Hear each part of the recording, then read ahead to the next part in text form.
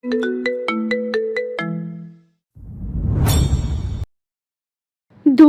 1:30। সিদ্দিক মহল, কাবুদের flat. আজ সিদ্দিক মহলের সম্ভবত বিশাল এক ঝড় বয়ে গেছে একটু আগে। কাব্য সেটা দরজা পেরিয়েই বুঝে গেছে ইতিমধ্যে। কাব্যদের ফ্ল্যাটের ভেতর চারপাশ আজ ভীষণ নিস্তব্ধ। এমনকি একটা মাছি উড়লেও শোনা যাচ্ছে তীব্র শব্দ। ঘরের কর্ত্রী শামিমা বিচারকের আসনের মতো করে সোফার উপর মাথাটা নিচু করে চুপটি করে বসে আছেন। পাশেই স্নিগ্ধ শামিমার আঁচল ধরে বসে আছে। স্নিগ্ধের চোখ মুখ সে কি করুণ অবস্থা। বারবার শামিমাকে মানিয়ে নেওয়ার উদ্দেশ্যে জড়িয়ে ধরার চেষ্টা করছিল, আর বারবারই শামিমা ওর হাত ছুঁড়ে ফেলছেন নিজের গায়ের ওপর থেকে। স্নিগ্ধ নাছোড় বান্দার ন্যায় তবুও শামিমাকে জড়িয়ে ধরে যাচ্ছে বারবার। ওদের ঠিক সামনে অপরাধীর ন্যায় কায়া বসে আছে, মাথাটা নিচু করে হাত কোলের ওপর এনে বারবার মুছতে যাচ্ছে। শরীর ঘাম ছেড়ে দিয়েছে ইতিমধ্যেই। বেচারি কান্না আটকে ফোপাচ্ছে সম্ভবত। শরীর কাঁপছে একটু পরপর। কাব্য কুহু দরজা পেরিয়ে ঢুকতেই কাজের মহিলা শামিমার উদ্দেশ্যে চেঁচিয়ে বলে উঠল, খালা, বড় ভাইয়া ভাবি নিয়ে এসে গেছে। শামিমা নাটের গুরু। কাব্য এসেছে শুনেই মাথাটা তুলে তাকালেন। ভীষণ তীক্ষ্ণ নজরে দরজার দিকে তাকাতেই কাব্য একটা শুকনো ঢোকিল। কি হয়েছে? কেসটা কি? শামিমার নজর তো করা, খুন করে ফেলবে ধরনের। ও যা ভাবছে তাই কি? সাথে সাথে কাব্য সন্দেহ চোখে স্নিগ্ধকে দেখল সবার প্রথমে। স্নিগ্ধ এবার কাব্যকে দেখে রীতিমতো লাফিয়ে দৌড়ে দৌড়ে এলো। কাব্য লাগেজটা কাজের লোকের হাতে ধরিয়ে দিতে দিতেই স্নিগ্ধের দিকে চেয়ে সন্দিহান কণ্ঠে জিজ্ঞেস করল, কেসটা কি? কায়ে ফ্ল্যাটে কেন? কি ব্যান্ডার করেছিস তুই? স্নিগ্ধ উত্তরে অত্যন্ত করুণ চোখে তাকালো কাব্যের মুখের দিকে। কাব্য ওর চোখের এই করুণ দৃষ্টি দেখল ভালো করে। স্নিগ্ধ ফিসফিস করে কাব্যকে এবার জানিয়ে দিল, আম্মু জেনে গেছে সব। কাব্য হতভম্ব, সাথে সাথেই স্নিগ্ধের দিকে ফিরল। কে? কিভাবে? কি করেছিলি তুই? স্নিগ্ধের এই উত্তর শোনা মাত্রই কুহু বড় বড় চোখে তাকিয়েছে স্নিগ্ধের দিকে। পরপর দৌড়ে গিয়ে বসেছে কায়ার পাশে, দু হাতে আগলে নিয়েছে ততক্ষণে নিজের বন্ধুর মতো পাশে থাকা মামাতো বোনকে। কায়া কুহুকে পেয়ে ওর গায়ের ওপরই ক্লান্ত ভঙ্গিতে ঝরে ফুপিয়ে উঠল। ঠিক এতক্ষণে বোধহয় নিজের কাউকে পেল কায়া। কাব্য কুহু কায়াকে দেখল, তারপর স্নিগ্ধের দিকে তাকালো। আম্মু কিভাবে জানলো? কি ঘটনা ঘটিয়েছিস ছাগল? কাব্য রেগে যাচ্ছে ক্রমশ। স্নিগ্ধ কাব্যের দিকে চেয়ে ভীষণ কাচুমাচু করে জবাব দিল, কায়া ও গতকাল আমার রুমে ঘুমিয়েছে অ্যান্ড আম্মু দেখে ফেলেছে আমাদের। কাব্য উত্তরটা শুনে চোখ বড় বড় করে তাকালো স্নিগ্ধের দিকে। বেচারা বড় ভাই হয়ে এসব শুনে তাজ্জব, অপ্রস্তুত হয়েছে। এসবও শুনতে হচ্ছে এখন। কী দিন আসলো! কাব্যের ওই তাকানো দেখে স্নিগ্ধ ভীষণ লজ্জা পেয়ে সাথে সাথেই বলল, ঘুমিয়েছে, শুধু ঘুমিয়েছে, কিন্তু আম্মু অন্য কিছু ভাবছে। বিয়ের ব্যাপারটা আমি তাই ডিসক্লোজ করে দিয়েছি, এখন রিজেক্ট করে যাচ্ছে।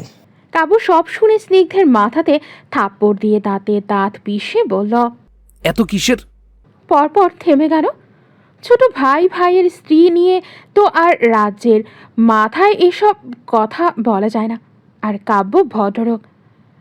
কাব্য নিজের রাগ সামলে ফিসফিস করে দাঁত পিষে বলল, এক রুমে থাকবি যখন সাবধানে থাকলি না কেন? এখন এই ধামাল কে সামলাবে? বলেছিলাম 2 বছর লুকিয়ে রাখবি এটা, তারপর কাহিনী করে সেটেল করা যাবে কোনোভাবে। এখন তো আমার চেহারা দেখতে আমার ভয় লাগছে। টাফার একটা তুই, তোকে কায়ের বিয়ে করা উচিত হয়নি। কাব্য রেগে স্নিগ্ধকে সমানে বকে যাচ্ছে। স্নিগ্ধ পাশে মাথাটা নামিয়ে বকাগুলি গিলে গেল এক বাক্যে। কাব্য শুকনো মুখে শামিমাকে একবার দেখে নিল। শামিমা তখন কাব্যের দিক থেকে চোখ সরিয়ে আবার মাথাটা নিচু করে সোফায় পায়ের উপর পা তুলে বসে আছেন, আর সমানে এক পা নাড়িয়ে যাচ্ছেন। ভীষণ ভয়ঙ্কর দেখাচ্ছে তাকে এই মুহূর্তে। যেন এই বুঝি দুই ভাইকেই বউ সহই ত্যায্য করে দেবেন। স্নিগ্ধ শামিমার এই নীরব রাগকে দেখে শুকনো ঢোক গেড়ে বলল, কিছু তো করো ভাইয়া, মারা পড়বো না হলে, তুমি আমি দুজনেই। কাব্য সাথে সাথে ভ্রু কুঁচকে বলল, আমি কেন মারা পড়বো? বিয়ে তো তুই লুকিয়ে করলি। স্নিগ্ধ বাঁকা হাসল। কাব্যের ভ্রু সাথে সাথে কুঁচকে এলো ওই হাসি দেখে। ও সন্দিহান চোখে বলল। বলে দিয়েছিস না? স্নিগ্ধ হাসার চেষ্টা করে বলল, আমি বলে দিয়েছি, বিয়ের সাক্ষী তুমি আর ভাবিছিলে। কি? কাব্যের মনে হলো স্নিগ্ধের মাথায় লাঠি ভাঙতে। এতটা ছাগল গাধা হাঁদারাম কে হয়? কেউ না হলেও কাব্যের ভাই হয়, স্নিগ্ধ অবশ্যই হয়। গাধা হাঁদারাম ছাগল ডাফার। কাব্য দাঁতে দাঁত পিষে বলল। কেন বললি? স্নিগ্ধ সাফাই গাওয়ার উদ্দেশ্যে বলল, আরে আম্মু বারবার বলছিল বিয়েটা অবৈধ, অভিভাবক ছাড়া বিয়ে ভ্যালিড না, তাই বলা লেগেছে, সরি। স্নিগ্ধ মিনমিন গলায় সরি বলল। কাব্য এবার জোর করে নিজেকে সামনে স্নিগ্ধের দিকে রাগী চাহনি নিক্ষেপ করে ওকে ঠেলে এগিয়ে গেল নিজের মায়ের দিকে। ওদিকে শামীমার রাগ দেখে ঘেমে গেছে ও নিজেও। আলগোছে সোফায় বসতে বসতে জ্যাকেটটা খুলে রাখলো আরেক সোফার উপর। কায়াকে ইশারায় সোফায় বসে বলল। কায়া, আমাদের রুমে যাও, আমি কথা বলছি আম্মুর সাথে। কুহু তাকিয়ে রইল কাব্যের দিকে। কাব্য ওকে এভাবে তাকাতে দেখে গম্ভীর কণ্ঠে বলল। ভেতরে নিয়ে যাও ওকে, আমার রুমে। কুহু কাব্যের গম্ভীর মুখের দিকে এক পলক তাকিয়ে চুপচাপ কায়াকে নিয়ে নিজেদের রুমে চলে গেল। এবার স্নিগ্ধ এসে বসল শামীমার ঠিক মুখোমুখি সোফাটায়। কাব্য এবার ভয় পাচ্ছে ভীষণ। শামীমার সবচেয়ে ভদ্র ছেড়ে, যাকে শামীমা চোখ বন্ধ করে ভরসা করেন সবসময়, সে কিনা এমন একটা অন্যায় কাজে ছোট ভাইকে লাই দিয়েছে, প্রশ্রয় দিয়েছে। পুরো ব্যাপারটাই ওনার স্নিগ্ধের থেকে কাব্যের উপর রাগ হচ্ছে বেশি। আর কাব্য নিজেও সেটা বোঝে, তাই সম্ভব ও শামীমাকেও ফেস করতে ভয় পাচ্ছে ভীষণ। কাব্য এবার শুকনো কণ্ঠে আস্তে করে ডাকলো মধু লাগানো স্বরে। আম্মু, ব্যাপারটা বোঝার চেষ্টা করো। রাগ করে এখন কি লাভ? বিয়েটা তো হয়ে গেছে অলরেডি। শামীমা শুনেই তো তেলে বেগুনে জ্বলে উঠলেন, খেকিয়ে উঠে বললেন। চুপ থাক তুই। ছোট ভাইকে ভালো পথ দেখানোর বদলে এসব শেখাচ্ছিস? আমাকে বললে আমি দিতাম না বিয়ে ওই কুলাঙ্গারকে? তোকে দেইনি কুহুর সাথে বিয়ে? বল, লুকিয়ে করবে কেন? আমি কবে তোদের কোন কাজ বাধা দিয়েছি? তারপরেও লুকিয়ে করতে হবে কেন বিয়ে? আমার এই কুলাঙ্গার ছেলের দরকার নেই।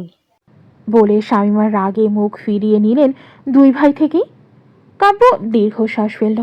ওদিকে বেচারা স্নিগ্ধ মাকে পটানোর জন্য শামীমার হাত ধরতে চাইলেই উনি সাথে সাথেই ছাড়িয়ে দিয়ে বললেন। ছুবি না আমাকে, নষ্ট ছেলে। স্নিগ্ধ হাত সরিয়ে এবার বড্ড বেচারার ন্যায় তাকিয়ে রইল কাব্যের দিকে। এই তামাম দুনিয়ার যত প্রকারের গালি আছে, আজ সাহাবীর সিদ্দিক স্নিগ্ধের সবটুকু গালি খাওয়া শেষ। পেটে আজ নির্ঘাত বদহজম হবে। স্নিগ্ধের করুণ মুখটা দেখে কাব্যের ভীষণ মায়া হলো। কাব্য দীর্ঘশ্বাস ফেলল। একটু এগিয়ে এসে মায়ের গা ঘেঁষে বসে শামীমার দুহাত নিজের হাতের মধ্যে পুড়ে নেওয়ার চেষ্টা করে শামীমা হাত সরিয়ে নিতে তেজ দেখিয়ে বললেন। আলগা পিড়িতের দরকার নেই আমার, তোদের আর মায়ের দরকার নেই। আমি চলে যাব, যেদিকে দু চোখ যায় চলে যাব। তারপরে তোরা থাকিস তোদের বউ নিয়ে। বলতে বলতে শামীমার চোখ ভিজে এলো। রাগ এবার কান্না হয়ে বেরোচ্ছে বোধহয়। কাব্য ছোট একটা শ্বাস ফেলে দুহাতায় শামীমার চোখ মুছে দিল। তারপর তার দুহাত নিজের হাতের সুন্দর করে শক্ত করে মুঠোতে পুড়ে নিয়ে নরম কণ্ঠে বলল। দেখো আম্মু, স্নিগ্ধ আমার ব্যাপারটা পুরো আলাদা। আমি যে পরিস্থিতিতে ছিলাম সেখানে তোমাদের জানিয়ে পারিবারিকভাবে বিয়েটা করতে পেরেছি। হয়তো স্নিগ্ধ ওই পরিস্থিতিতে ছিল না, তাই লুকিয়ে করেছে। আর জানিয়ে দিলে কি তোমরা এই বিয়েটা দিতে পারতে না? কারণ কায়ের ফ্যামিলি নাটক করতো, চেনো তো ওদের তুমি। কাব্য একটু থেমে বলল। আর এসবে কে কষ্ট পেত? তোমার ছেলেই। স্নিগ্ধ ভাইয়ের কথা বলার ভঙ্গিমা শুনে ভীষণ কৃতজ্ঞতা নিয়ে তাকিয়ে থাকে কাব্যের দিকে। কাব্য এক সময় এক হাতে শামীমার হাত ধরে রেখে অপর হাতে চোখ মুছে দিয়ে গালে হাত রেখে বলল। স্নিগ্ধ কায়া দে লাভ ইচ আদার। আমি আমি পারিনি ওদেরকে আলাদা করে দিতে। হয়তো এই জন্যই বড় ভাই হিসেবে আমি তোমার কাছে খারাপ হয়ে গেছি। কিন্তু আম্মু, ভাবো একবার, একটা হারাম প্রেমের সম্পর্কে থাকার চেয়ে হালাল বিয়ে করে থাকা কি বেটার না আম্মু? শামীমার রাগ সম্ভবত কিছুটা নেমেছে। উনি নাক টেনে আবার অভিযোগ তুলে বললেন। তাই বললে আমাকে এসব জানালো না? বউ নিয়ে লুকিয়ে লুকিয়ে দরজা আটকে ঘুমাচ্ছে। ছি! স্নিগ্ধ অপ্রস্তুত ভঙ্গিতে ভাইয়ের দিকে তাকালো এবার। আসলে এরা বারবার ঘুমাচ্ছে বলতে নেগেটিভ ভেবে নিচ্ছে। স্নিগ্ধের নিজেরই লজ্জা লাগছে এতে। ওরা তো স্রেফ ঘুমিয়েছে। স্নিগ্ধ এখনও পিওর ভার্জিন, অথচ এদের কথা বলার স্টাইল দেখে মনে হচ্ছে স্নিগ্ধের অনেক তাড়া ওসব করার। ছি, কি বিদঘুটে শোনাচ্ছে। ওদিকে বেচারা কাব্য নিজেও অপ্রস্তুত হয়ে গলা খাকারি দিয়ে তারপর বলল, যা হয়েছে ভুলে যাও। স্নিগ্ধের পড়াশোনা তো শেষের দিকে। চলো পুরনো রেজিস্ট্রি বিয়ে ভুলে যাই। আমরা কায়ের বাড়িতে নতুন করে বিয়ের প্রস্তাব নিয়ে যাব। অ্যারেঞ্জ ম্যারেজ বানিয়ে আবার স্নিগ্ধ কায়ের বিয়ে দিয়ে দেবো। কায়া তো এমনিতেই কুহুদের ঘরেই থেকেছে এতদিন। এখন থেকে এখানে থাকবে আমাদের ফ্ল্যাটে। স্নিগ্ধ তো হোস্টেলেই থাকে, আসবে তো বছরে 2-3 বার। স্বামীমা চুপ করে থাকলেন। রাগের পারদ আস্তে আস্তে নামছে। তবুও একবার অভিমান নিয়ে স্নিগ্ধকে দেখেই সাথে সাথে মুখ ফিরিয়ে নিলেন। স্নিগ্ধ এবার হেসে উঠে দ্রুত উঠে এসে মাকে শক্ত করে জড়িয়ে ধরে 2 হাতে। স্বামীমার গালে মমতা নিয়ে চুমু খেয়ে বাচ্চাদের মতো বলল, সরি আম্মু, ভেরি ভেরি সরি। স্বামীমা কান্না ভেজা চোখে হেসে উঠে বললেন, হয়েছে, বাচ্চা সাজা লাগবে না। লুকিয়ে বিয়ে করে এখন আবার আমার সামনে নাটক। বলতে পারতে একবার আমাকে, বলিসনি কেন? স্নিগ্ধ হেসে উঠে 2 হাতে স্বামীমাকে জড়িয়ে ধরে বলল, আজ এখন তো বললাম, এবার সত্যি সত্যি বিয়েটা করিয়ে দাও প্লিজ। স্নিগ্ধের অসভ্য বায়না দেখে স্বামীমা চোখ রাঙিয়ে তাকালেন। অসভ্য? লজ্জা করে না বিয়ের কথা এভাবে বলিস? স্নিগ্ধ সাথে সাথে চুপ হয়ে গেল। মায়ের সাথে হয়তোবা বেশি মশকরা করে ফেলেছে।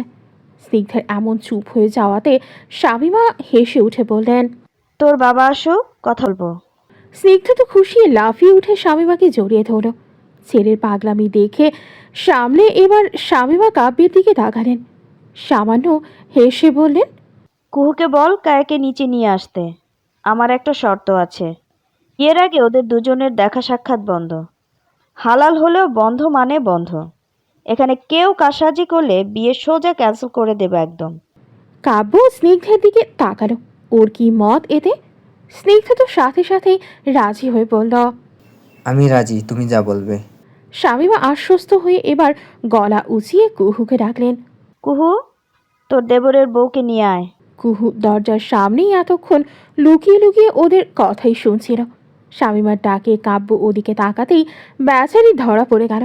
অথচ কাব্য কিছুই বলল না, শুধু চোখটা ঘুরিয়ে নিল আর তাকালো না অবধি। ওদিকে কুহু ভ্রু কুচকে ফেলেছে। কাব্য রেগে আছে এটাও জানে, তাই কাব্যের এই আচরণে ওর খুব একটা এলো গেল না। একটু পর কুহু কায়াকে নিয়ে এলো ড্রয়িং রুমে।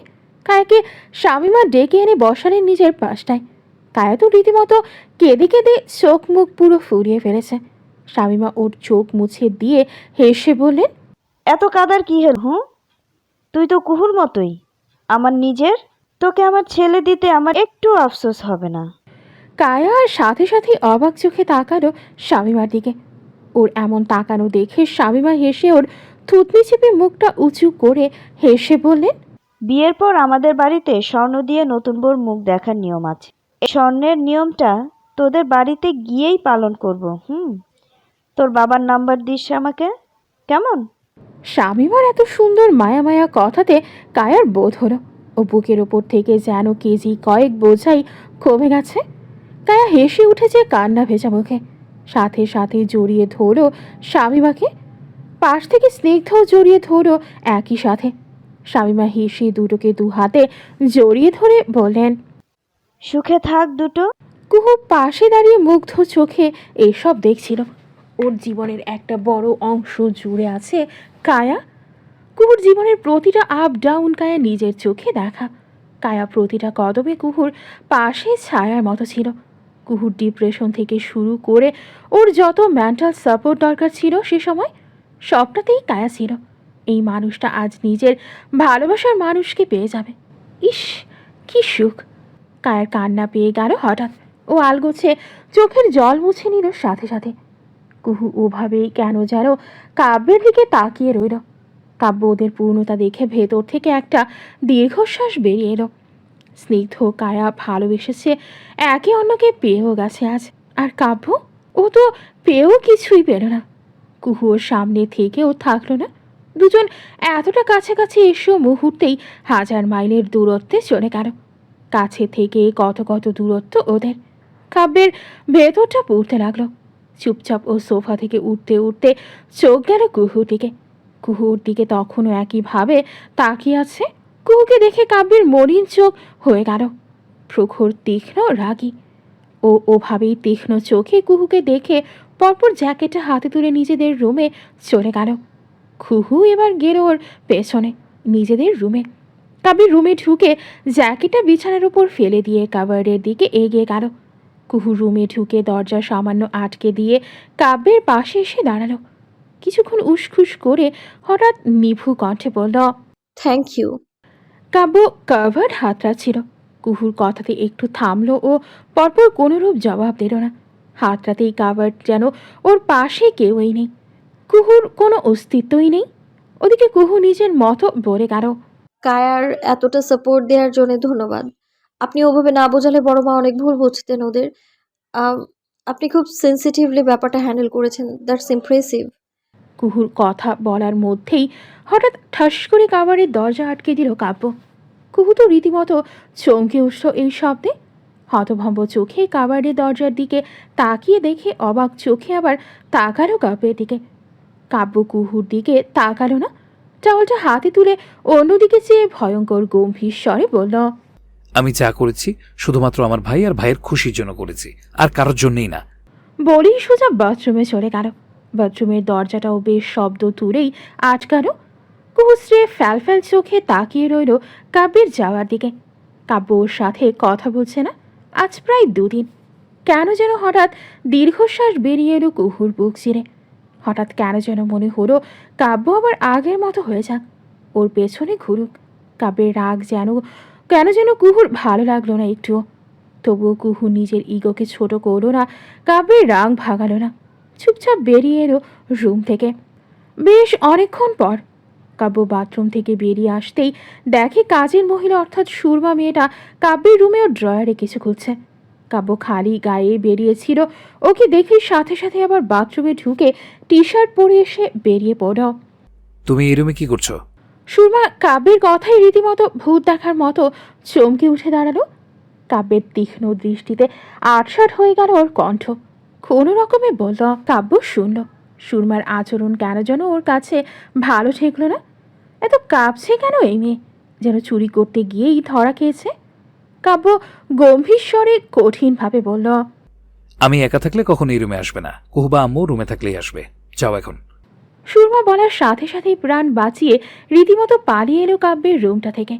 কাব্যের ওর আচরণটা খুব একটা সুবিধার লাগলো না, তবুও সেটা পাত্তা না দিয়ে আয়নার সামনে এসে দাঁড়ালো। টাওয়াল ভেজা ছিল। চুল মুছতে মুছতে হঠাৎ নিচে কিছু একটা খেয়াল করলো।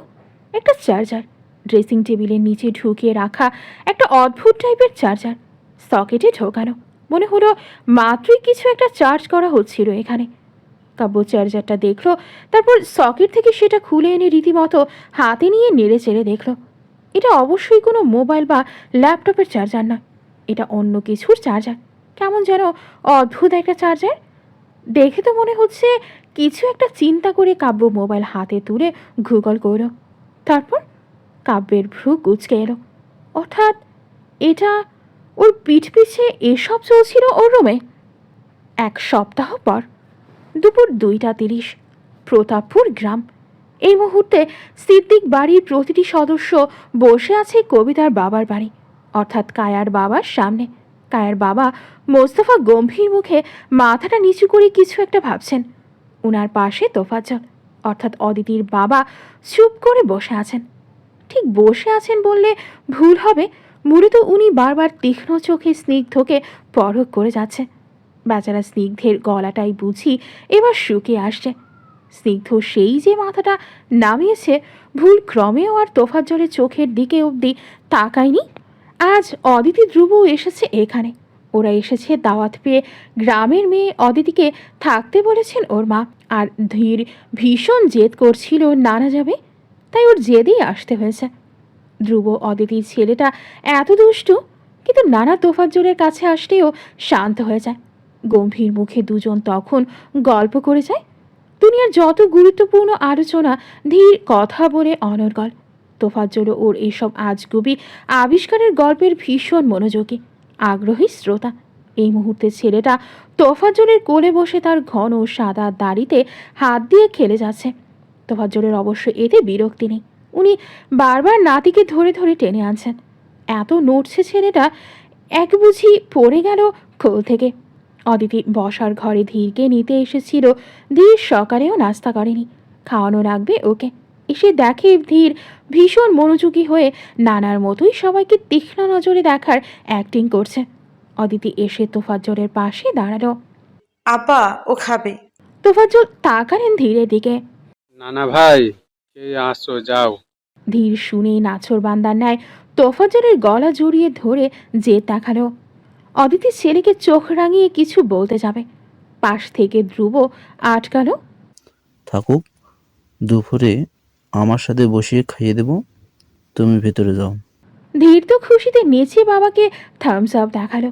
ধ্রুব হাসল, চোখ টিপল ও অর্থাৎ ধীরের সাপোর্ট অলওয়েজ তার বাবা আছেই। অদিতি কি বলবে? বাপের সামনে আজকাল ছেলেকে কিছু বলাও যায় না। অদিতি ধ্রুবর দিকে রাগী চাহনি নিক্ষেপ করে ভেতরে ঢুকে গেল। ধ্রুবকে ডাকলো ইফাজ। ধ্রুব লেগে গেল একমাত্র শ্যালক ইফাজের সাথে ফিসফিস করে গল্প করতে। অদিতি রান্নাঘরে চা বানাচ্ছে সবার জন্যে। কবিতা তো ভীষণ ভয় ভাইয়ের পাশে এক কোণে বসে আছেন। নিজেদের প্রেমের বিয়ে, কিন্তু ভাইয়া তো জানতেন না সেটা। শুধুমাত্র মা জানতেন কবিতা সাদাতের এই প্রেম সম্পর্কে। মায়ের সাপোর্টের কারণেই একটা লাভ ম্যারেজকে গ্রামে অ্যারেঞ্জ ম্যারেজ হিসেবে চালিয়ে দিয়েছেন চালাক সাদাত। এবারেও ঠিক তাই করা হলো। কবিতার ভাই অর্থাৎ কায়াকে বাবাকে বলা হয়নি এটা প্রেমের বিয়ে, বলা হয়েছে কবিতার ভাসুরের ভীষণ পছন্দ হয়েছে কায়াকে, তাই তিনি এসেছেন তার ছোট ছেলের জন্য কায়ার হাত চাইতে। মোস্তফা ভীষণ টেনশনে ছিলেন। পাশ থেকে তোফাজ্জল এবার স্নিগ্ধের দিকে তাকালেন। স্নিগ্ধ একটা কালো পাঞ্জাবি পরে এসেছে আজ, ভীষণ পরিপাটি। তোফাজ্জলের পাশেই নিতান্তই ভদ্রঘরের নয় চুপটি করে বসে আছে। কে বলবে এই ছেলেটা কয়েক বছর আগে একটা চূড়ান্ত অসভ্য ছেলে ছিল। একটা চূড়ান্ত অসভ্য ঘটনা ঘটিয়েই বিয়ে করেছে মোস্তফার ভোলা ভালা মেয়েটাকে। মোস্তফার নীরবতার শঙ্কা তৈরি হলো সবার মনে। তাই এবার পাশ থেকে আনোয়ার কথা তুললেন। ভাই, কি ভাবলেন? প্রস্তাবে আমরা কি হ্যাঁ ধরে নেব? মোস্তফা তোফাজ্জলের দিকে তাকালেন উত্তরের আশায়। তোফাজ্জল স্বর একটা গম্ভীর শ্বাস ফেললেন, তারপর বলা শুরু করেন। ভাই, গ্রামের অনেকেই জানে কায়া আপনাদের বাড়িতে পড়াশোনা করেছে। এখন আপনাদেরই বাড়ির ছেলেকে বিয়ে করলে গ্রামে একটা কানা ঘষা তো হবেই। আমাদের ভয় মূলত এটা নিয়েই। আনোয়ারের মুখ ছোট হয়ে গেল সাথে সাথে। তিনি কড়া চোখে স্নিগ্ধের দিকে তাকালেন। স্নিগ্ধ বাবার এই আগুন চোখ দেখে কেসে উঠল বেচারা। সাথে সাথে মুখটা লুকিয়ে নিল চোরের ন্যায়। আনোয়ার ভাবতে বসেছেন, একটা ছেলেও কি প্রেম ছাড়া বিয়ে করতে পারে না? বড় ছেলেটাও বিয়েতে নাটক করেছে, এটাও এখন শুরু করেছে। অজাত কুজাতের দল একটা। কুহুর বাবা সাদাত এবার কথা তোলেন। নিজের পুরনো রাগটুকু নিয়ে খোঁচা দিয়েই শোনালেন। ভাইজান, আপনি সমাজের কথা একটু অতিরিক্ত ভাবেন। প্রস্তাবটাকে জটিল করে দেখছেন। আমাদের মেয়ের বিয়ে আপনারা দেবেন, সমাজ কি দেবে? তোফাজ্জল শুনলেন। এবার মোস্তফা কিছু বলার আগেই ধ্রুব পাশ থেকে গম্ভীর স্বরে তোফাজ্জলের দিকে চেয়ে বলেন। আপনাদের সবার আগে নিজেদের ছেলে মেয়েদের কথা ভাবা উচিত আঙ্কেল। ভালো পরিবার, ভালো ছেলে পেয়েছেন, হাত ছাড়া আর কোনো কারণ তো দেখছি না আমি। নাকি কোনো বিদেশি পর্তুগালের ছেলে ধরার ইচ্ছা আপনাদের আবার? ধ্রুব পুরনো ঐতিহাসিক ক্ষোভটা থেকে খোঁচাটা সোজাই ছুঁড়ে দিল অদিতির বাবার দিকে। ছুঁড়ে দিয়ে আবার বাঁকা হাসছে অসভ্য ধ্রুবটা। তোফাজ্জল ভ্রু কুঁচকে তাকালেন। তিনি খোঁচাটা ভালোই গায়ে নিয়েছেন। একটা সময় অদিতির বিয়ে একটা পর্তুগাল প্রবাসী ছেলের সাথে ঠিক করা হয়েছিল। ভেঙে গেছে কিভাবে সেই বিয়ে, সেটা তো তোফাজ্জলের বুঝতে বাকি নেই। কার জন্যে কার কৃপায় হয়েছে এই অকাজটা? উনি ধ্রুবকে মেজাজ দেখিয়ে নিজেও পাল্টা খোঁচা দিয়ে বলেন। জি বাবা জীবন, ওসব পর্তুগালের বিয়েটা আমরা বাবারা ঠিক করে দিল কিভাবে যেন আপনাদের উপস্থিতিতেই বাবাদের ঠিক করা মেয়েদের এই বিয়েগুলো ভেঙে যায়। ধ্রুব এটা শুনে পরপর চোরের মতো মুখ লুকিয়ে স্নিগ্ধকে দেখিয়ে বলল। বিয়ে নিয়ে আলাপ করছিলাম আমরা। তোফাজ্জল বাঁকা হাসতেন। আমরাও তো এই টপিকেই কথা বলছি বাবা। ধ্রুব আর বাকিটা সময় কথাই বলতে পারল না। ওদিকে বাপের চেয়ে এক কাঠি ওপরে উঠে ধীর ভীষণ আগ্রহ নিয়ে নানার দাড়ি টেনে বলল। ছেলের এমন আহাম্মক ছোটলুকি জিনিসে আগ্রহ দেখে ধ্রুব মনে হলো বলতে, পর্তুগাল হচ্ছে তোর বাপকে মামা বানানোর চক্রান্ত করা দেশ। তোফাজ্জল হায়াত ধ্রুবর ইনসিকিউরিটি বুঝেন। উনি ধীরকে বুঝিয়ে জবাব দিলেন, একটা দেশ বাবা, দেশ ভালো, কিন্তু ওই দেশের একজন ছেলেকে তোমার বাবা পছন্দ নয়। তোফাজ্জল এবার বাকিদের সাথে বিয়ের বাকি কথাবার্তায় মন দিলেন।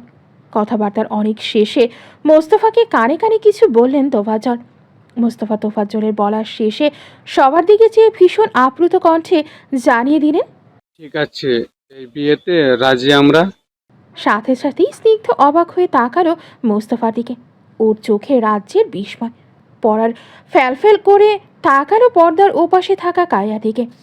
কায়ারও একই অবস্থা। ও পাথরের মতো নিজেও স্নিগ্ধের দিকে ফ্যালফেল চোখে তাকিয়ে আছে। স্নিগ্ধ একটা শুকনো ঢোক গিল সোফায় হেলান দিয়ে হাতের মুঠোতে হাতল খামচে ধরে চোখ বুঝে হাঁ করে শ্বাস টানল। স্নিগ্ধের এই অস্থির আচরণ কেউ দেখতে না পেরেও ধ্রুব ঠিকই দেখেছে। মনে মনে হাসল ধ্রুব। কবছর আগে বিয়ে ঠিক হবার পর ধ্রুবর রিয়াকশনও ঠিক এমনই ছিল। পর্দার পেছনে লুকিয়ে লুকিয়ে এতক্ষণ ধরে কথা শুনতে থাকা কায়া অবধি মূর্তি হয়ে দাঁড়িয়ে পড়েছে। কুহুতো লাফিয়ে উঠে দু হাতে শক্ত করে ধরে রেখেছে কায়াকে। চিল্লিয়ে বলে যাচ্ছে, কায়ার বাচ্চা ও মেরি জান, আমরা যা হচ্ছি, যা যা যা, ফ্রম ক্রাইম পার্টনার টু যা। উফ, জার্নিটা কি চমৎকার রে। কুহুর এত সব উত্তেজনা আগ্রহ চেঁচিয়ে বলা এক একটা কথা, কোনো কিছুই তখন কায়ার কানে ঢুকছেই না। কায়া তখনও পাথরের মতো দাঁড়িয়ে আছে। ওর বিশ্বাস হচ্ছে না এসব। শরীর কাঁপছে অসম্ভব রকম। একটা সময় রীতিমতো কাঁপা শরীর নিয়ে হেরে পড়ল কুহুর গায়ের ওপর। কুহু সাথে সাথে ওকে আগড়ে ধরে ওকে জড়িয়ে ধরল। কায়ার কুহুর বুকের সাথে মিশে থাকে অনেকক্ষণ। একটা সময় আপনা আপনি চোখের কোণ থেকে নিঃশব্দে দুটো ফোঁটা জল গড়ায় ওর। শেষ পর্যন্ত এই কঠিন সমাজ সাহাবীর সিদ্দিক স্নিগ্ধকে স্বীকৃতি দেবে কায়ার স্বামী হিসেবে। কায়ার স্বামী, স্বামী, স্বামী, স্বামী। বড়দের থেকে বাকি কথা শেষ হয়েছে। সিদ্ধান্ত নেওয়া হয়েছে কায়ার পরীক্ষার শেষে বিয়েটা হবে। বিয়ের আগে 3 মাস সময় আছে। কায়ার এই 3 মাসে 6 দিন হোটেলে থেকে এক্সাম দেবে। আজ থেকে কবিতার বাসায় থাকা বন্ধ ওর। আজ থেকে ঠিক 3 মাস পর কায়া স্নিগ্ধের বিয়ে। বিয়ের আগে হলুদ মেহেদি হবে। তার আগে এই কদিন কেনাকাটায় চলে যাবে পুরোটা মাস। এই পরীক্ষার সময় কায়া স্নিগ্ধের দেখাশোনা সম্পূর্ণ বন্ধ থাকবে। সেই ব্যাপারটা পার্সোনালি শামিমাকে দায়িত্ব দিয়ে দেওয়া হয়েছে। মোস্তফারও এত শর্তের মধ্যে বেচারা স্নিগ্ধ ভীষণ অসহায় হয়েই ধ্রুবর দিকে তাকালো একবার, একটুখানি সাপোর্ট পাওয়ার জন্যে। 3 মাস স্নিগ্ধ টোটাল দূরত্বে থাকছে কায়ার থেকে। কিভাবে সম্ভব? মরেই যাবে না স্নিগ্ধ? ধ্রুব স্নিগ্ধকে আশ্বাস দিল চোখের ইশারাতে। ব্যাস, স্নিগ্ধ যা বোঝার বুঝে গেল। ও মাথাটা নিচু করে হেসে উঠল নিঃশব্দে। ওভাবেই নত মস্তিষ্কে স্রেফ কপাল উঁচিয়ে পর্দার আড়ালে থাকা মেয়েটাকে দেখল। মেয়েটা ওর বিয়ে করা স্ত্রী, যাকে এবার সমাজের সামনে স্বীকৃতি দিয়ে স্নিগ্ধ ঘরে তুলতে যাচ্ছে। কায়া তাকিয়ে দেখে স্নিগ্ধকে। স্নিগ্ধ চেয়ে রয় অপলক। চোখে চোখে চলে হাজারো কথা, না বলা অভিযোগ, বলতে পারা কিছু কথার আঘাত। সবটাই বুঝি আজ বলা হলো। দুপুরে একসাথে সবাই খেতে বসবে এখন। টেবিলে সার্ভ করা হচ্ছে খাবার। কুহু, কবিতা আর কুহুর মা সবাই হাতে হাতে ডাইনিং টেবিল সেট করছেন। পাত্রপক্ষ হিসেবে স্নিগ্ধদের ভালো খাতিরদারি করা হচ্ছিল। ওদিকে আজ পুরোটা সময় কাব্য আরাপে ছিল না। ঢাকায় একটা জরুরি কাজে আটকে ছিল। ও মাত্রই প্রতাপপুর এসেছে। কাপড় চোপড়ে গাড়ির ধুলোবাড়ি সেটে আছে। সেভাবেই কাব্য ডাইনিংয়ে না গিয়ে শামিমাকে বলল, আম্মু, হাত মুখ ধুবো, একটু দেখো প্লিজ কোনো রুম খালি আছে কিনা। শামিমা শুনে ব্যস্ততার দোহাই দেখিয়ে কুহুকে জমের দৌড়ে ঠেলে দিয়ে বললেন, যা না আম্মু, ওকে একটা রুমে নিয়ে যা। ভালো একটা শার্ট দেখিয়ে দিস পরার জন্য। কুটুম বাড়িতেও কাল পরে বসে থাকবে না হলে। কাব্য কুহুকে এক পলক দেখল। কুহুও খাবারের প্লেট হাতে তখন তাকিয়েছে ওর দিকে। শামিমার সামনে থাকায় কাব্য আর কথা বাড়ালো না। কুহুর পেছনে পেছনে চলে গেল। কুহু একটা খালি রুমে এসে নিজে একবার বাথরুমটা দেখে নিল। তারপর কাব্যের দিকে চেয়ে নিচু কণ্ঠে বলল, বাথরুম ক্লিন আছে, যেতে পারেন। কাব্য বাথরুমে যেতে যেতে হঠাৎ কুহুর দিকে না ফিরেই বলে উঠল, আম্মুর কথাতে ইচ্ছার বিরুদ্ধে এখানে থাকতে হবে না, চলে যা। বলে ও সোজা বাথরুমে ঢুকে গেল। কুহু কাব্যের যাওয়ার দিকে তাকিয়ে রইল এক দৃষ্টিতে। কেন যেন কাব্যের এই অবহেলা আজকে পোড়াচ্ছে। কই 7 মাস আগেও কাব্য ভাই তো ঠিক একইভাবে, বরং এর থেকেও ভয়ঙ্করভাবে ওকে অবহেলা করেছেন, ফুরিয়েছেন, কাঁদিয়েছেন। তখন তো কুহুর এতটা গায়ে লাগেনি, বরং জেদে কেঁপেছে, রাগ হয়েছে, তোলপাড় করে দিতে ইচ্ছে হয়েছে পুরোটা জীবন, আশপাশ সবটা। তাহলে তাহলে আজ কেন ওসবের জায়গায় স্রেফ কষ্ট লাগছে, অপরাধ বোধ হচ্ছে, মনে হচ্ছে কাব্যের এই ব্যবহারের জন্য ও দায়ী। কাব্য ভাইকেও সেদিন ওভাবে বলেছে, পুরুষ হিসেবে কাব্য ভাইয়ের আত্মসম্মানে আঘাত করেছে। কাব্য ভাই সে সময়ের আচরণে অনেক কষ্ট পেয়েছেন, হার্ট হয়েছেন, কুহু বোঝে সেটা। কিন্তু কুহুর সাথে অন্যায় হয়েছে একইভাবে। এটুকু কষ্ট কাব্য ভাই ডিজার্ভ করেন।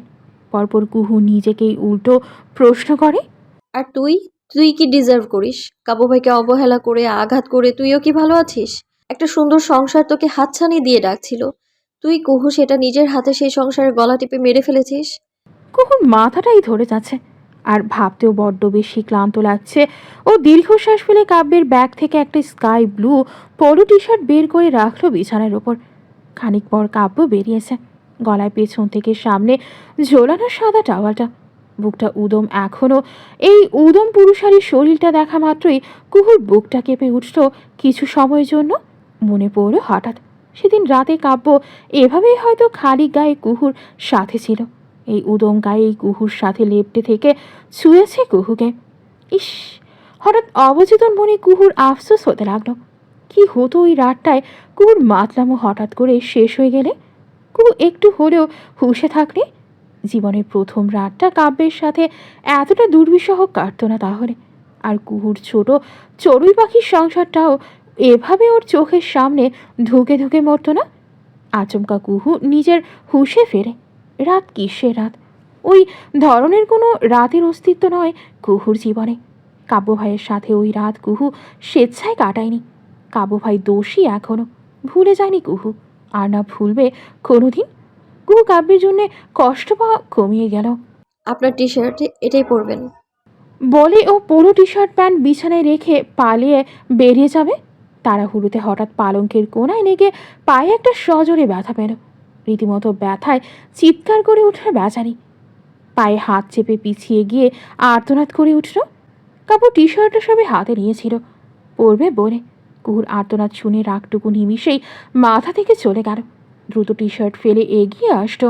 ব্যথা পেয়েছিস? শীতের সময় সামান্য ব্যথা বড্ড জোরে লাগে। কুহু চোখ মুখ কুঁচকে আঙুল ভাঁজ করে মেঝেতেই বসে পড়েছে। কাদো কাদো হয়ে গেছে মুখটুকু, বেচারির মতো। কাব্য একপল ওই আদুরে মুখটা দেখল, চোখ মুখ কুঁচকে পা চেপে ঠোঁট কামড়ে বসে আছে। কাব্য ওই মুখটুকু দেখে দুবার যেন হার্টবিট মিস করল। পরপর নিজেকে সামলে মুখ চোখ গম্ভীর করে নিল। কুহুর পা টেনে নিজের কাছে নিল। কুহু আর্তনাদ করে উঠল। মায়া নেই, এভাবে টানলেন কেন? ব্যথা হচ্ছে আমার। কাব্য পায়ের আঙুলে ধীরে ধীরে মালিশ করতে করতে পায়ের দিকে মাথা ঝুঁকে চেয়ে থেকে গম্ভীর কণ্ঠে জবাবে বলল, কাব্য খারাপ, সে একটা ব্লাডি ব্ল্যাকমেলার। তার মায়া দেখানোটাও মিথ্যে, বাটবাড়ি। ভয় পাওয়ার দরকার নেই। আমার ফোনটা ব্যাগের ভেতরে, পায়ের ছবি ভাইরাল করবো না। কুহু কাব্যের এহেন জবাব শুনে আহত ভঙ্গিতে কাব্যের দিকে তাকালো। ওর এই আহত মুখ কাব্য দেখে না। পা মালিশ করে দিতে থাকে। কুহু অপলক তাকিয়ে রইল কাব্যের পায়ের দিকে, নিচু করে মনোযোগ দেওয়া মুখের দিকে। মুখে চোখে কি অসম্ভব অভিমান রাগ, অথচ পা মালিশ করে দিচ্ছে চূড়ান্তে যত্নে। ভারী অদ্ভুত লোক। কাব্য কাজ শেষ করে কুহুর পা ছেড়ে দিল। কুহুর বোধ হলো ওর পায়ের ব্যথাটাও কমে এসেছে। কাব্য উঠে গিয়ে পেছন ফিরে কুহুর বাড়িতে দেওয়া পোলোটা শার্ট গায়ে জড়াতে জড়াতে বলল, 1 পয়েন্ট, আমার সামনে ওনা ছাড়া আসিস না। বলা তো যায় না কখন তোর ওনা ছাড়া ছবি বা ক্লিপ ভাইরাল করে দিই। কাব্যের কণ্ঠে স্পষ্ট মলিনতা। খোঁচা মেরেছে কুহুকে। কুহু সাথে সাথে নিজের দিকে তাকালো। ওনাটা কই ওর? তারপর এক হাত বুকের ওপর রেখে ওড়না খোঁজার জন্য পাশে তাকাতেই দেখে ওটা পড়ে আছে মেঝেতে। কুহু সাথে সাথে ওড়না টেনে গায়ে জড়িয়ে নিল। কাব্য সেটা দেখে ছোট করে একটা শ্বাস টেনে মলিন চোখে চেয়ে চুপচাপ বেরিয়ে গেল রুম থেকে। কুহু ওর যাওয়ার দিকে আহত চোখে তাকিয়ে রইল। কাবু ভাই ওভাবে চলে গেলেন? কি ভাবলেন? কুহু তার ভয়ে ওড়না জড়িয়েছে, কিন্তু কুহু তো লজ্জায় জড়িয়েছে ওড়নাটা। কুহু অবাক হলো হঠাৎ। ওর মধ্যে কাব্যের সামনে লজ্জার ব্যাপারটা কবে থেকে শুরু হলো? ঘেন্না, রাগ, জেদের মধ্যে কি লজ্জা আসে? লজ্জা তো ভালোবাসলেই তবে আসে। 2 মাস 15 দিন পর আজ সিদ্দিক বাড়ির সবাই বেরিয়েছে স্নিগ্ধের বিয়ের কেনাকাটা করতে, তবে কুহু আজ বেরোয়নি ওদের সাথে। হঠাৎ সকাল থেকে শরীরটা কেমন ম্যাজম্যাজ করছে। অবশ্য এই সমস্যাটা কদিন ধরেই হচ্ছে। শরীরটা ভীষণ দুর্বল লাগছে আজ কদিন ধরে। খাবারও একদমই রুচি নেই। কুহু শুকিয়ে যাচ্ছে হঠাৎ। গায়ের কুর্তিটাও আজকাল ঢিলে হচ্ছে। ক্লান্ত কুহু অসুস্থতার ওসব বোঝে না। সামনে পরীক্ষা। এখন এসব বললে কুহুর বাবা মা দুজনেই ভাববেন ও পরীক্ষায় ফাঁকি দেওয়ার জন্যেই বাহানা দিচ্ছে। বিয়ের পরেও কবিতা সাদাতের ওপর পড়াশোনার ওপর হুকুম চাচারও শেষ হয়নি। রোজ সাদাত কুহুর থেকে খোঁজ নেন পড়া কতদূর এগিয়েছে, ফাঁকি দেওয়া হচ্ছে কিনা। ফাল্লা, বিয়ে করেও রক্ষা নেই। কুহু বইটা খুলে বসেছিল সবে, আজ আর টেবিলেও বসেনি। বিছানার ওপরেই বই ছড়িয়ে ছিটিয়ে পড়তে বসেছে। হঠাৎ শার্লিন কল দিল। কুহু এবার বালিশে হেলান দিয়ে ক্লান্ত ভঙ্গিতে কলটা রিসিভ করলো। শার্লিন ওপাশ থেকে বলে, কিরে, কেমন আছিস? কুহু বালিশের শরীরটা ছেড়ে দিয়ে মলিন কণ্ঠে ছোট করে জবাব দিল, মোটামুটি। পড়া কত দূরে গিয়েছে তোর? আমার ভাই রেলগাড়ির মতো এগোচ্ছে। কালকে ফেল করলে ভয়েই আমার গলা শুকিয়ে যাচ্ছে ভাই আমার। শার্লিনের কণ্ঠ কাঁপল। বেচারি ভয়েই শেষ। বাবা পুলিশ অফিসার, উনি বড্ড কঠিন শার্লিনের পড়াশোনার ব্যাপারে। কুহু এবার ভীষণ ক্লান্তভাবে বিছানাতেই শুয়ে পড়ো। এবার শুয়েও অশান্তি লাগছে অনেক, আরাম পাচ্ছে না একদমই। ওভাবেই ও বলল, আমি মনে হয় এবার ফেল করবো শার্লিন। কেন? তোর তো প্রিপারেশন ভালো ছিল, এবার রিভিশন দে জাস্ট। শার্লিন বলল। কুহু ক্লান্ত কণ্ঠে বলে যায়, কিন্তু রিভিশনের জন্য তো পড়তে হবে, পড়তেই তো পারছি না ইয়ার। শরীরটা কি ক্লান্ত ভাই, না খেতে খেতে ওজন অবধি কমে গেছে। সকালবেলা কেন যেন বেশি খারাপ লাগে। শার্লিন থামল। পরপর নিভু নিভু সন্দিহান কণ্ঠে এবার বলল, তার মানে মর্নিং সিকনেস, রাইট? মেবি। কুহু দায়সারাভাবে জবাব দিল। ওর মাথাতেও তখন এসব আসেনি। শার্লিন এবার থামল। ভয় নিয়ে এবার আস্তে করে বলল, কুহু, রাগ করিস না। এটা একটা কোয়েশ্চেন করি। তুই কি কাবু ভাইয়ের সাথে বলতে চাচ্ছিলাম, ইন্টিমেট হয়েছিস কখনো? শার্লিন কথাটা বলেই চোখ মুখ কুচকে অপেক্ষা করল কুহুর গালি খাওয়ার জন্যে। কিন্তু কুহু ওকে অবাক করে দিয়ে ভীষণ নিরুত্তাপ কণ্ঠে বলল, হয়েছি। শার্লিন অবাক হয়ে তাকালো। মুখ হা হয়ে গেল ওর। কি? কুহু ওকে এই ব্যাপারে আর আশকারা দেখালো না। থমথমে কণ্ঠে বলল, বাদ এই টপিক, অনেক কাহিনী এক্সপ্লেইন করে বলার রুচি নেই। শার্লিন এবার ধমকে উঠল, গাধি, এটা বাদ দেওয়ার মতো টপিক না। শোন, তোর পিরিয়ডের সাইকেল এসেছিল এই মাসে? কুহু তখনও বোঝেনি কিছু। ও সরলভাবে বলল, না, সাইকেল তো মেবি 2 মাস ধরে আসেনি। শার্লিনের মাথায় হাত। এবার থেমে থেমেও জিজ্ঞেস করল, আর গর্ভনি ধরক কিছু ইউজ বা খেয়েছিলি? না, দেখ, এগুলো জিজ্ঞেস করছিস কেন? বেশি পার্সোনাল হয়ে যাচ্ছে এখন। কুহু রেগে উঠল এইবার। যতই বন্ধু হোক, স্বামী স্ত্রীর এসব কথা শার্লিনকে বলার মতো কুহু বোকা না। শার্লিন দাঁত পিষে বলল, কারণ তুমি অলরেডি একটা ভেরি পার্সোনাল জিনিস ক্যারি করছো, যদি আমি ভুল না হই। কুহু দিল এক ধমক। ছাগলের মতো কথা বলিস না তো, ফোন কাটছি আমি, পরে কথা বলবো। শার্লিন এবার রেগে গিয়ে ধমকে বলল, ফোন কাটবি না। আর ছাগল আমি না, ছাগল হলি তুই, গাধীর বাচ্চা, তুই প্রেগনেন্ট। কুহু শার্লিনের এই বিস্ফোরক কথাটা শোনার সঙ্গে সঙ্গে শটান শোয়া থেকে বসে গেল। হাম্মুখ হয়ে নিজের পেটের দিকে একবার তাকিয়ে আবার সামনে কাব্যের ঝুলিয়ে রাখা ফটোর দিকে তাকালো। এতক্ষণে কাব্যের রাগী জেদি একরোখা স্ত্রী কুহু সব কিছুর হিসাব মেলানোর চেষ্টা করলো।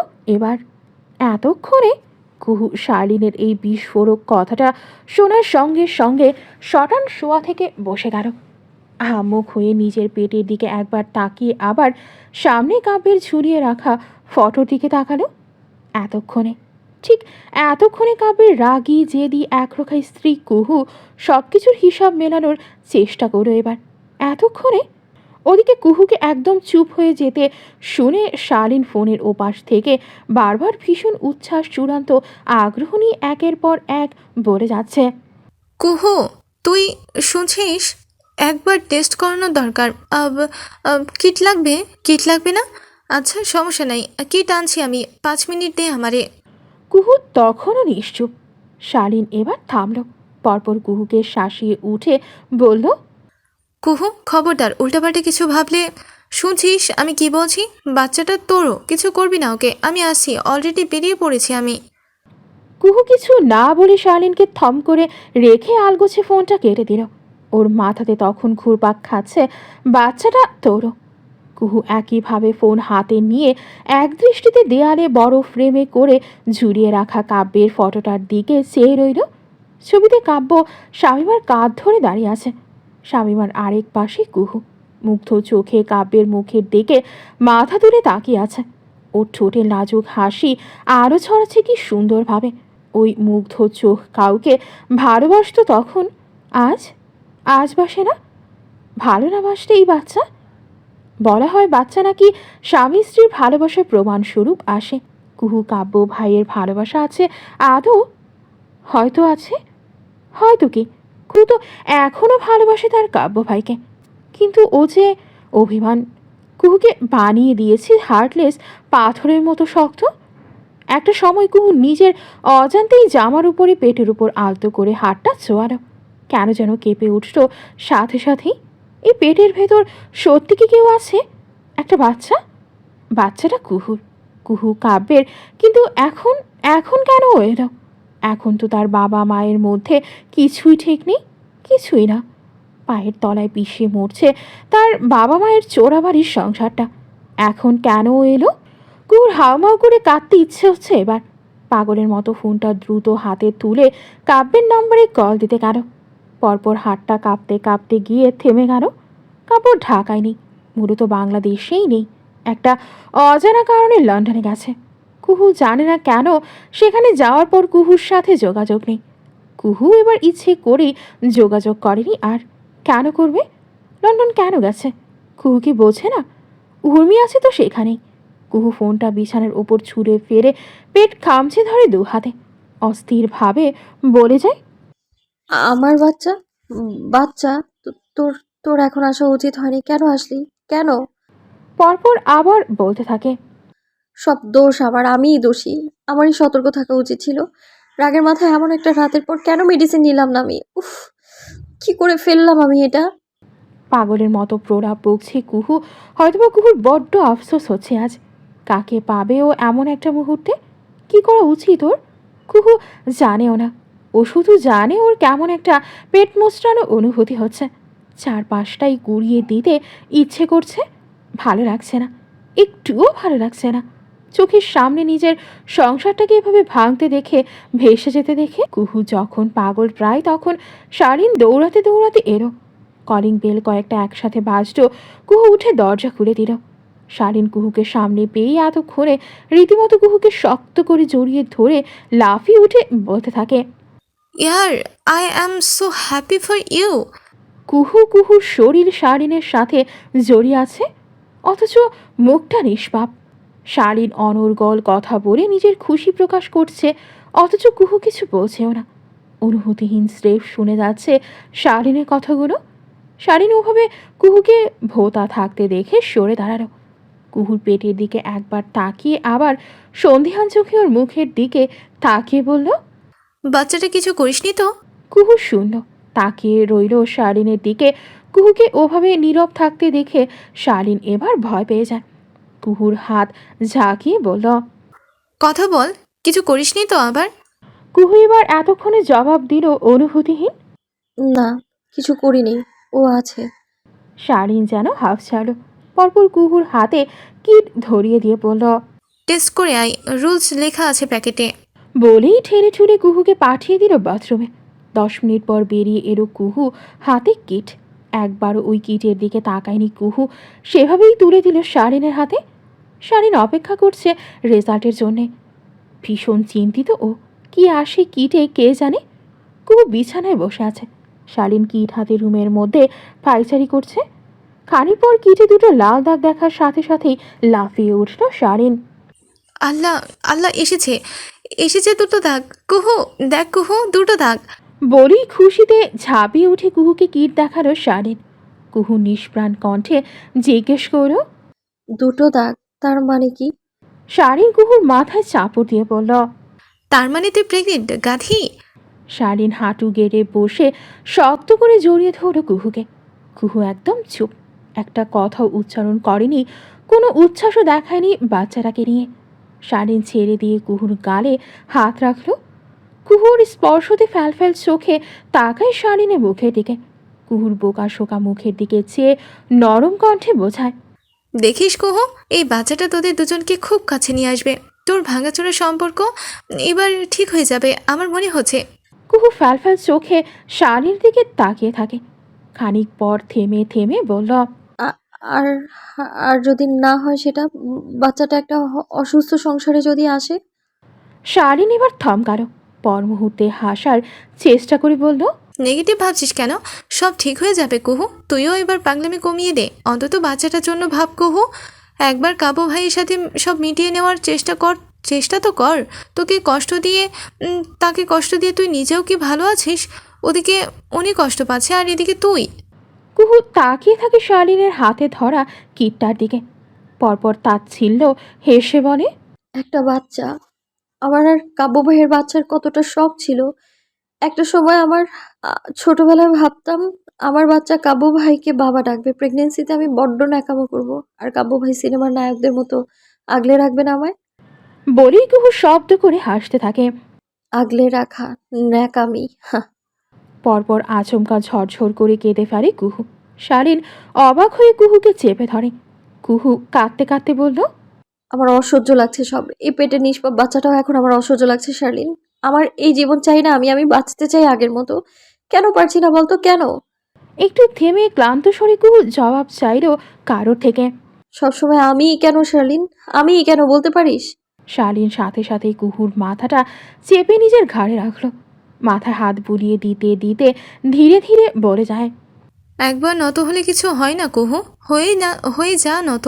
কাবু ভাইকে সব ভুলে একটা সুযোগ দে সংসারটাকে, একটাবার চোখটি মেলে চেয়ে দেখ। উর্মিসিয়াম ভুলে যা, ও সব ভুলে যা প্লিজ। কুহুর কান্নায় শালিনের ঘাড় ভিজে যাচ্ছে। ওভাবে ক্লান্ত হয়ে হাঁপিয়ে ওঠে ও শালির সাথে সাথেই কুহুকে বিছানায় শুইয়ে দিল। কুহুর মাথায় হাত বুলিয়ে দিতে দিতে বলল, আলট্রা করানো লাগবে একবার, কাবু ভাইকে নিয়ে হসপিটালে যাস। কুহু চোখ বুঝে ক্লান্ত স্বরে জবাব দিল। কাল আমি একা যাব হসপিটালে। শালিন কিছুটা ভয় পেল এবার। কেন একা কেন? কুহু মলিন হাসল, চোখ খুলে শালিনকে দেখে বলল, ভয় নেই, বাচ্চাটাকে মারবো না আমি, ও আমারও বাচ্চা। শালিন চোখ কুচকে কুহুকে দেখল। কুহুর হাব ভাব ওর ভালো ঠেকছে না, তাই বলল, কালকে যাচ্ছিস তাহলে আমিও যাব তোর সাথে। তোর ওপর ভরসা নেই, একা ছাড়ছি না আমি তোকে। কুহু চোখ বুঝে ঘুমানোর চেষ্টা করে বলল, যাস। আই লাভ ইউ কাব্য ভাই। কাব্যের কানের কাছে এই একটা বাক্য প্রতিধ্বনি হয়ে চারপাশে ঝুমঝুমিয়ে ওঠে রীতিমতো। কাব্য ঘামতে শুরু করে আবার। কাব্য ঘুমের ঘরে শুনে কুহু মাতাল কণ্ঠে ওর কানের কাছে বলে যাচ্ছে, একটু আদর করবেন কাব্য ভাই, একটু প্লিজ। তারপর সেদিনের ওই রাতের এক একটা মুহূর্ত কাব্যের চোখে ধরা দিতে থাকে। কাব্যই তীব্র শীতেও ঘামতে থাকে। তারপর একটা থাপ্পড়, সাথে সাথে কাব্যের ঘুম ছুটে গেল। ও রীতিমতো ধপাস করে উঠে বসল। হাঁপাতে হাঁপাতে পাশের টেবিল লাইটটা জ্বালিয়ে দিল। কয়টা বাজে এখন? ঘড়ি দেখে বুঝলো এখন লন্ডনে মধ্যরাত। গাড়ি ঘোড়ার আওয়াজ ভালোই পাওয়া যাচ্ছে এত রাতেও। কাব্যের হাতের তালুতে ঘাম মুছে বাথরুমে ঢুকে পানি ছিটিয়ে রুমে এসে দেখে তানিমের কল। কাব্য ছোট একটা শ্বাস ফেলে কল ব্যাক করলো। তানিম ওপাশ থেকে কল রিসিভ করলো। কিরে, ঘুম আসনি? কাব্য তখনও হাঁপা ছিল, সোফায় বসে বলল, দুঃস্বপ্ন দেখেছি, ঘুম ভেঙে গেছে। তানিম বলে গেল। কি দুঃস্বপ্ন? কাব্য ক্লান্ত হেসে সোফায় মাথাটা পুরোটাই হেলিয়ে দিয়ে বলল। আচ্ছা একটা বাদ দে, ওদিকের খবর কি? তানিম এবার টিপ্পনি কেটে বলল। কার? তোর পাখি? কাব্য তানিমের মজা মস্করা দেখে চোখ উল্টায় হতাশায়। তানিম, মাথা খাস না আবার, আমার মেজাজ ভালো নেই, খবর দে আজকের। তানিম বিরক্ত হয়ে বলল। তুই কেন ওকে কল করিসনি? তোদের মাঝখানে আমাদের স্পাই করে রেখেছিস। কাব্য একটা দীর্ঘশ্বাস ফেলে বলে। ওকে কল করার সাহস আর ধৈর্য কোনোটাই আমার মধ্যে আর নেই তানিম। কাব্যের এমন গলা শুনে তানিম এবার সিরিয়াস হয়ে বলতে থাকে। তোর ভাই আন্টি এরা বেরিয়েছে শপিং করতে। তোর বাড়ির কাজের লোক আজ কুহুর জন্য মুরগি রেঁধেছিল। কুহু মুখে তোলেনি সেটা। যা জেনেছি, কুহুর খাবার দাবার কমে গেছে, ওজন কমেছে সম্ভবত।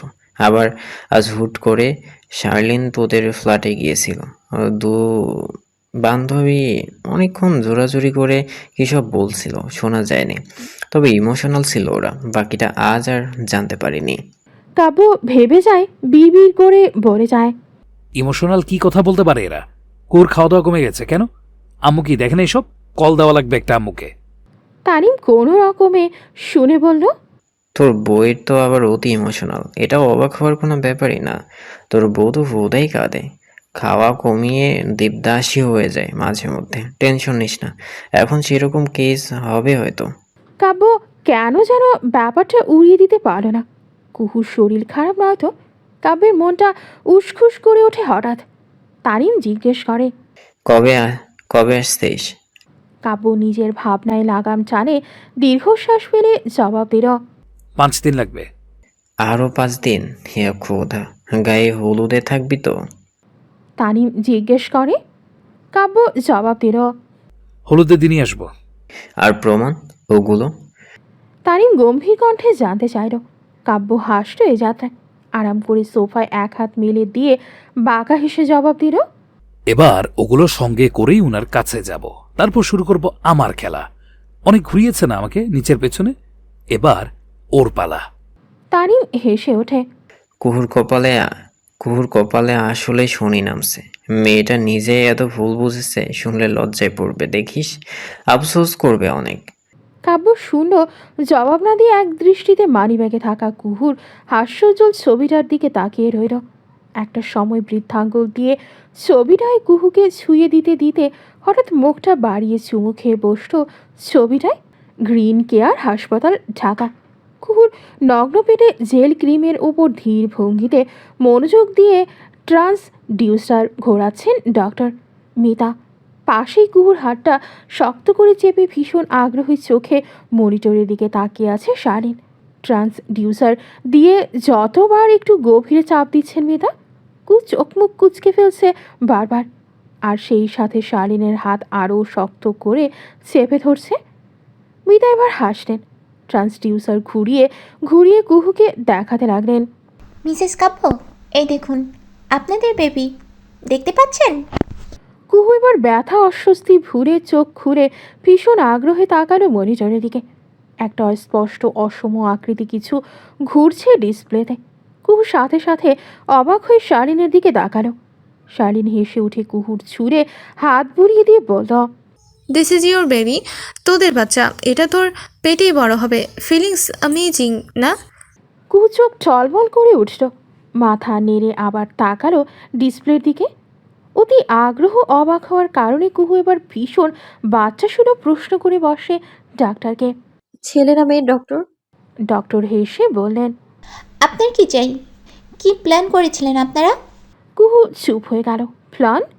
কিছুই তো প্ল্যান মাফিক হয়নি। যদি হতো তাহলে কাব্য ভাইয়ের বাচ্চা কুহুর পেটে থাকতো না আজ। কুহুকে এভাবে চুপ থাকতে দেখে ডক্টর মেধা বললেন। ডোন্ট ওয়ারি, বেবির ডেঞ্জার এখন জানা যাবে না, পরে জানতে পারবেন। রেগুলার চেক আপ করবেন। নেক্সট টাইম আপনার হাজব্যান্ডকে নিয়ে আসবেন। শালীন মলিন চোখে কুহুর দিকে তাকালো। হঠাৎই কুহু ভীষণ চুপচাপ হয়ে গেছে, তাই শালিনী জবাব দিল।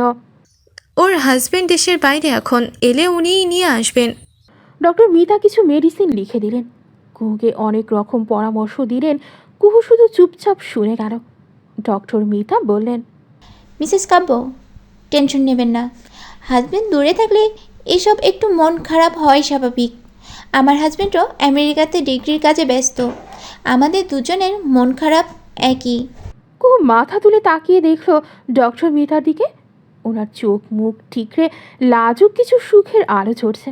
কি ভীষণ সুখী দম্পতি ওরা, চোখ মুখ দেখেই বোঝা যায়। কুহু এক দৃষ্টিতে তাকিয়েছিল। শালীন ডাকতেই ওর ধ্যান ভাঙলো। কুহু কেবিন থেকে বেরিয়ে এসে একটা চেয়ারে বসল। শালীন একটা ডালিমের জুস কিনে এনেছিল, কুহুর হাতে ধরিয়ে দিয়ে বলল, খা, তোর শরীরের জন্য দরকারি এগুলো এখন। কুহু আলগোছে জুস সরিয়ে দিল। ও চুপচাপ তাকিয়ে থাকে সামনে, নিশ্চুপ গভীর চিন্তায় মগ্ন। শালীন ওকে এভাবে দেখে চুপ করে এসে ওর পাশটায় বসল।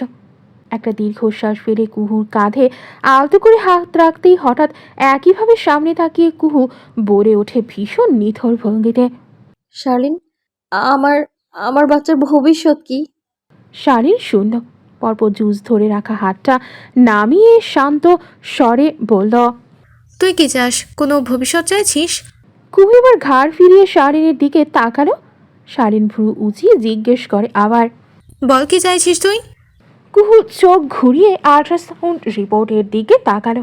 একটা অস্পষ্ট চিত্র, অথচ মনে হচ্ছে এই চিত্রটাতে কতটা প্রাণ জমা আছে। বারবার কুহুর মনে হচ্ছে এটা ওর বাচ্চা, শুধুমাত্র ওর উপর ভরসা করেই ওর পেটে একটু একটু করে বেড়ে উঠছে। এই ছোট্ট বাচ্চার কাছে কুহুই এখন সব।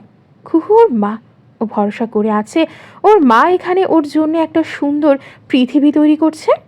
এবং কুহু চাইলেই সব সম্ভব। নিজের বাচ্চাকে একটা সুস্থ সম্পর্ক, সুস্থ পৃথিবীও চাইলেই দিতে পারবে। এতে কুহু ছোট হলে হোক, অতীত ভুলে গেলে যাক, শুধু এই বাচ্চাটা কুহুর কাছে থাকুক, সুস্থ থাকুক মানসিক শারীরিক দুইভাবে। কুহুকে নিশ্চুপ দেখে শালীন কুহুকে ডাকল, কুহু। কুহু থামে, আচমকা একদম হঠাৎ করে বলে উঠল, আমি আমি আমার সংসার গোছাবো আজ থেকে, এখন থেকে। আমি পারবো, আমার বাচ্চার জন্য আমি পারবো। শালীন অবাক হয়ে তাকালো কুহুর দিকে। কুহু ঘাড় ফিরিয়ে তাকালো শালীনের দিকে, ভীষণ উত্তেজিত হয়ে বলে যায়, সংসারটা আমার না শার্লিন? হ্যাঁ বল তুই, আমার সংসার আমি কেন একটা বাইরের মেয়ের জন্য নষ্ট করব? আমরা সাফার করেছি, আমার বাচ্চা কেন একটা বাইরের মেয়ের জন্য সাফার করবে? আর আমি দিব কেন সেটা বল, তুই বল। বাচ্চা ও তো নিষ্পাপ। শালীন এবার খুশিতে হেসে ওঠে, সাথে সাথে মাথা দোড়ায়। হ্যাঁ হ্যাঁ, সেটাই সেটাই তো। কুহু আবার বলে যায়, যা হয়েছে হয়েছে, আর না। আমি ভাবছি কাব্য ভাই এবার লন্ডন থেকে ফিরলে আমি ওনার সাথে বসবো, কথা বলে সবটা ঠিক করে ফেলবো। আমি জানি না কতটা কি পারবো, অন্তত সমঝোতা করব। শালীন অবাক হয়ে তাকালো। কুহুর হাতটা চেপে ধরে ও খুশিতে কুহু বলে যায়, আমি আমার বাচ্চাকে একটা সুস্থ সম্পর্ক দেব শার্লিন। এই ভাঙা চোরাবালির সংসার নয়। ও এসে দেখবে ওর বাবা মা সুখী, একসাথে হাসছে। এখানে একটা সুস্থ পৃথিবী তৈরি করে রেখেছে ওর জন্য। আমার বাচ্চা এসব ডিজার্ভ করে না, করে না বল। শালীন সাথে সাথেই বলল, করে কুহু, অবশ্যই করে। কুহু কথা বলতে বলতে হাঁপিয়ে উঠেছে এক প্রকার। শালীন ওকে সান্ত্বনা দিয়ে কুহুর মাথায় নিজের ঘাড় চেপে রাখল। কুহু মাথা হেরিয়ে নিজের পেটে হাত রেখে বিড়বিড় করে বলল, কাব্য ভাই কবে আসবেন? একটা সমঝোতার সংসার নিয়ে আমার কথা বলার আছে আপনার সাথে, অনেক অনেক কথা। কুহু তখনও বিড়বিড় করে নিজের মতো বলে যায়, কথা আছে, অনেক অনেক কথা, সমঝোতার সংসার নিয়ে কথা। শালীন মলিন হেসে ঘাড় নামিয়ে কুহুর দিকে তাকিয়ে থাকে। ওর বুকটা কষ্টে ভার লাগছে। কুহুর এই অবস্থা দেখে ভেতরটা যন্ত্রণা করছে ভীষণ। কুহুর জীবন এমন না হলেও পারত, অথচ একজোড়া শালিকের সম্পর্কের এই দ্বিধা দ্বন্দ্ব, এই সবটাই দূর থেকে শকুনি নজরে দেখে যায় সিয়াম। ও এতক্ষণ সবটা দেখে হসপিটাল থেকে বেরিয়ে আসে। সে কল করলো কাউকে, ওপাশ থেকে কল রিসিভ হতেই সিয়াম আশপাশ ভালো করে দেখতে দেখতে গুরুগম্ভীর স্বরে বলল, ও প্রেগনেন্ট, সম্পর্কটা ভীষণ নড়বড়ে, এখনও তাসের ঘরের মতো ভাঙ্গা যাবে সহজেই। ঠিক আছিস? কষ্ট হচ্ছে? হুম, বাসায় যাব। তাহলে চল, আমাকে ধরে ওঠার চেষ্টা কর তো। এটা খেতে খেতে হাঁট। ডক্টর কি বললো শুনিসনি? হিমোগ্লোবিন অনেক কম তোর।